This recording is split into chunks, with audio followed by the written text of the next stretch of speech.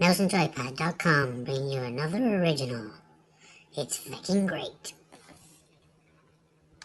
In the standard of Call of Duty tradition, Activision have launched the second DLC installment of last year's Advanced Warfare. In the Ascendance DLC pack, you'll get pretty much what you expect.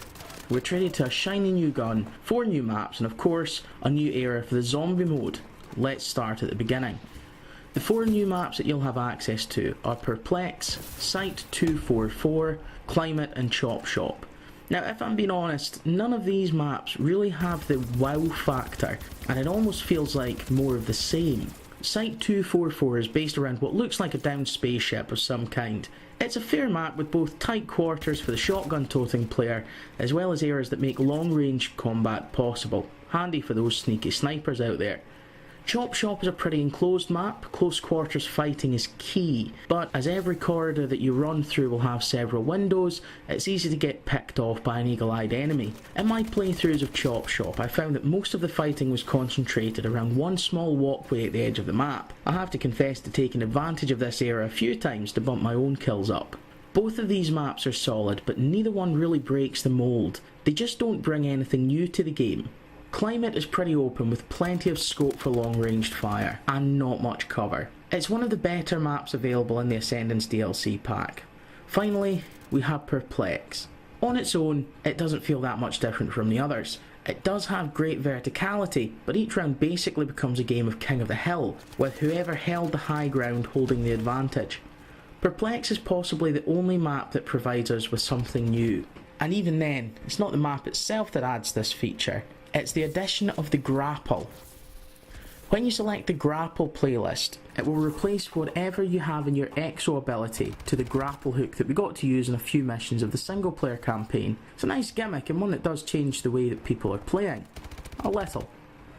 So the maps in the Ascendance DLC pack are pretty much what a CoD fan would expect. It adds a few new environments with no fundamental changes to the gameplay. It is pretty much standard fare at this point. In addition to the new maps, we're given a new weapon. Yep, that's right, just the one. The OMH is a direct energy 2-in-1 LMG stroke shotgun.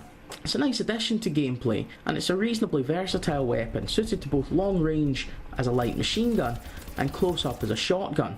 It would have been nice to see more weapons available, and I have to admit that only one new weapon feels a little bit cheap, even if it is a 2-in-1.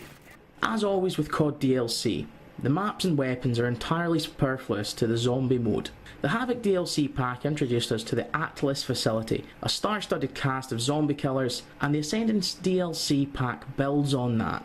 Instead of the Atlas facility, you play through the surrounding town that's now been overrun by the undead. It's the same basic gameplay, but it's nice to open up the world instead of the narrow corridors of the Havoc pack. There are new enemy types that will attack you, including a huge riot shield carrying, hammer wielding zombie that can take a real beating. As with everything else in the DLC pack, it feels like more of the same. The slight variation and additions are nice, but they don't change anything about the game.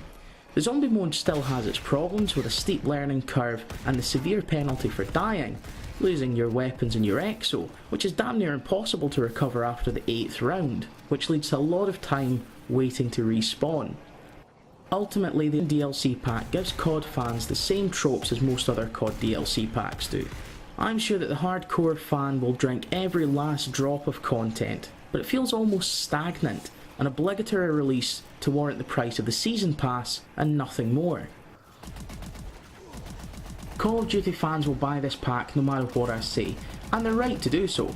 With 4 new maps, a new weapon and a new era to play in the zombie mode, there's enough there for the hardcore CoD fan to play for hours and hours. Ascension felt more like an obligatory release to me. None of the maps break the mould, and with only one new weapon, I can't help but being let down by this offering.